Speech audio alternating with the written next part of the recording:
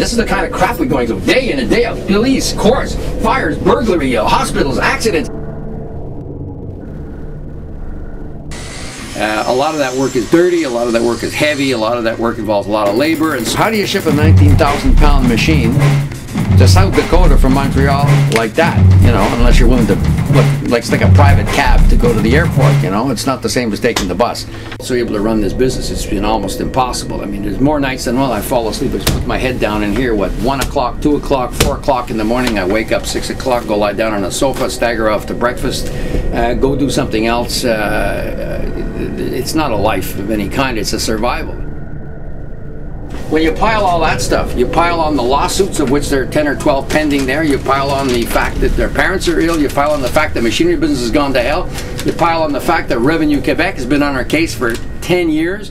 I'm busy. I don't need any more machines. My warehouses are up to here. I have warehouse 1 here, warehouse 2 at 3810 top floor, warehouse 3 ground floor, warehouse at Cabot Street 4th floor. I got the warehouse in Sorel, which we're renting with the big cranes, and I got the machine piling up there. They made an opening, yeah, okay. And a bulldozer like cleared the room for them, and it pushed everything in the corner, and by mistake he cut those platforms that you put, and it's almost falling over. Oh jeez, I better call my brother right away. My brother's on the way to the hospital to see an ophthalmologist. Well, he had an egg explode in his face. He opens the fridge. Hey, a hard-boiled egg, great. Oh, it's cold.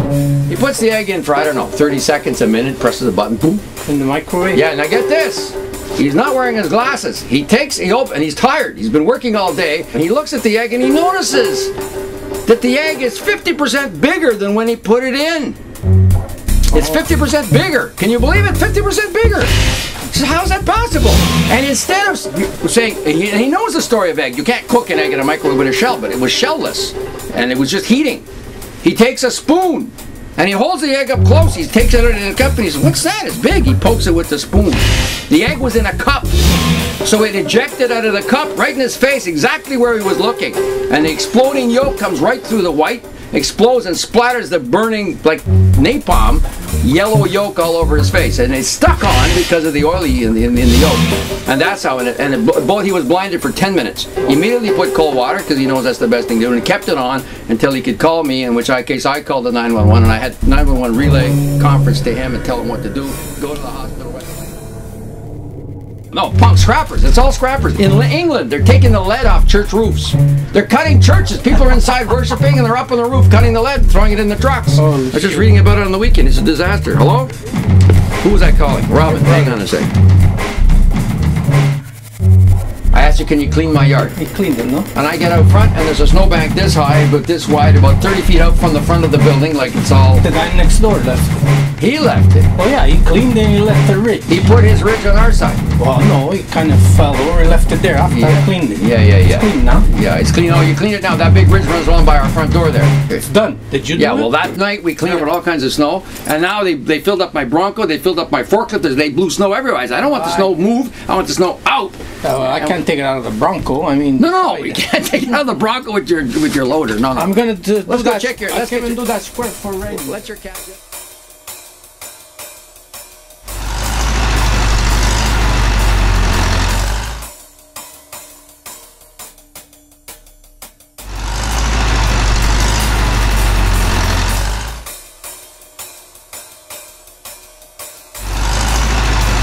Punk scrappers. It's all scrappers. They're cutting our fences. They're stealing scrap.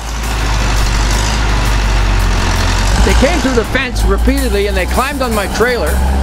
They smashed all the windows of our gas caban.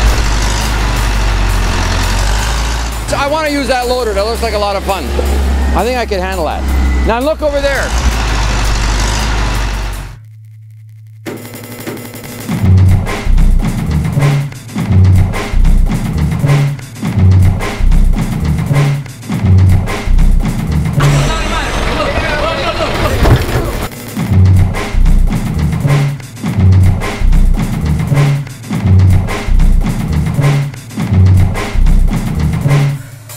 But there's so many problems, such as the counterweight falling off the loader just after I operated it in the yard there.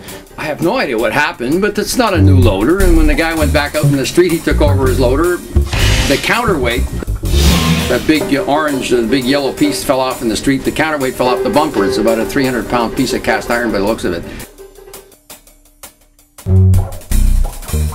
And that's why we had so much trouble picking it up. It wasn't a little piece of wood. So I wasn't really expecting him to come at me with the bucket 6 inches in the air. When I had to leap up in the air, he wasn't on the street. Otherwise, he would have been able to scoop it up when I was standing on the piece to tilt it up.